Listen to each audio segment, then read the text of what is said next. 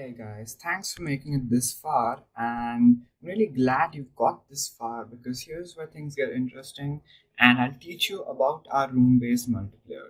So, firstly, you will assign some server ID, which is some complicated string, you know, 6 A B C. It's really complicated, but that's how we identify you as our user, using our service. And you've probably set it up in GameMaker Studio by now. So let me just show you how room-based multiplayer works. And for starters, it's actually very simple and similar to the games you've played before. There are rooms, okay? And the rooms have names.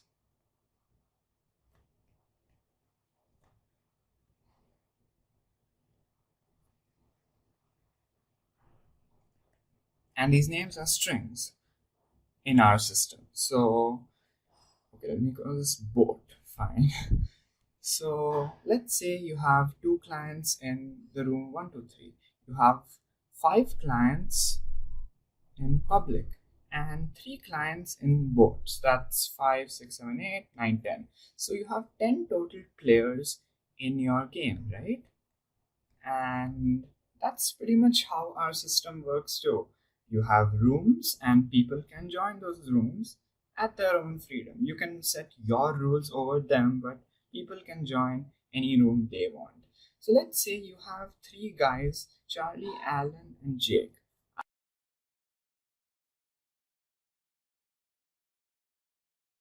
It's not too different, but yeah.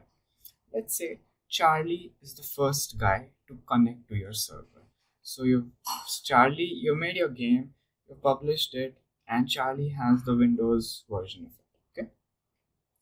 So what happens is when Charlie tries to join your server, first thing that happens is Charlie is allotted something called a client ID.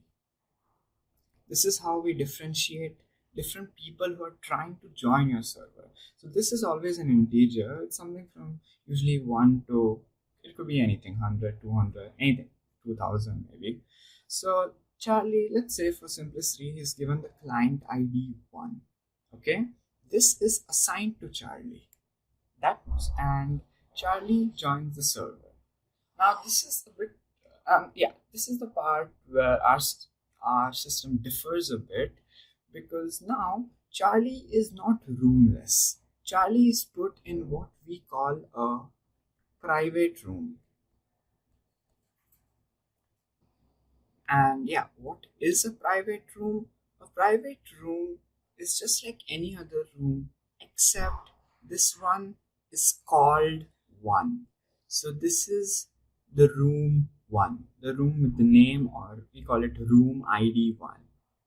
Okay, so this room ID 1 is where Charlie is. So when Charlie connects, he is put in the room 1 as a single player, and we'll call him, let's say Charlie is here. And he will stay there unless you ask it to do, unless you make him change his room. So let's say Alan wants to connect next, and you can guess what probably happens. Alan is given the client ID 2 because 2 comes after 1, and yeah, that's how it works. So Alan is again put into a private room separate from Charlie, and this private room is called 2. One main difference is client IDs are integers and room IDs are the strings of the integers. Okay, so here we have another room on your server, which is 2, and here you have this guy Alan. And now let's have Jake join too. Okay, so with Jake, similarly, it is client ID 3, and Jake is assigned the client ID 3, but don't count on it. Sometimes it may be 4 or 5. It may not exactly be consecutive, but it's assigned to you. And Jake will be put in the private room 3, with the string.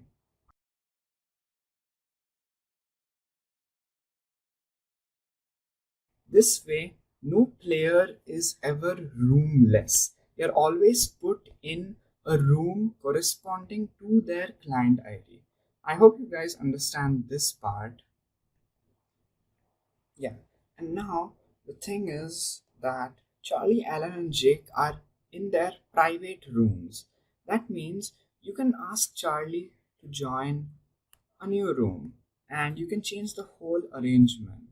So let's say you want to put Charlie in a room called public. Simple name, public. And you transfer Charlie from his private room to this public room, which I've just made. So now Charlie is here. Okay. And then if you want, you can transfer Alan. You transfer Alan to this room which you call public, and now you have Charlie and Alan in this room. However, you have Jake in this room. So the thing about rooms is people in this, yeah, two clients in the same room constantly share data with each other. So Jake is sharing data with nobody, but Charlie and Alan are constantly sharing data with each other. Let me show you a little bit of a bigger diagram with, maybe not Charlie, Alan, and Jake, but just some theoretical, like, let's say this is room party, cool name, right? And we have clients C1, C2, C3 here. Then let's say we have a room called boat. So we have C6, C7 here.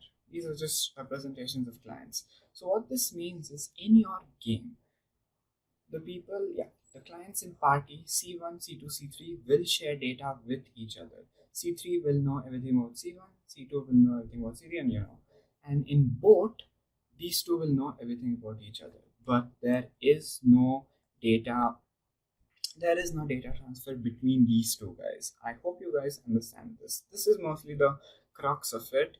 And the fact is that you cannot have room IDs. Yeah, you cannot ask you cannot ask any client to be transferred to a room name starting with an integer. So, you know how we said Charlie was client ID 1.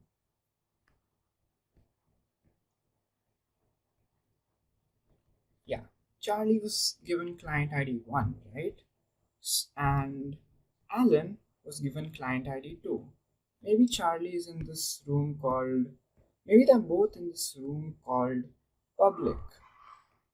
But does that mean that Charlie can go into any room he wants? That's exactly what I'm going to talk about. So, Charlie can request to go to any room with literally any stringy name except numbers. So if Charlie wants to go to the room 3, that's not allowed because in the future Jake might want to join, and Jake will be given the client ID 3 with room ID 3, and that makes no sense because Charlie is invading Jake. So we have assigned, so that means you cannot move clients into room names starting with numbers, but you can move them into any other combination of strings. And I think that is a good amount of freedom. So that's mostly it. Thanks for watching.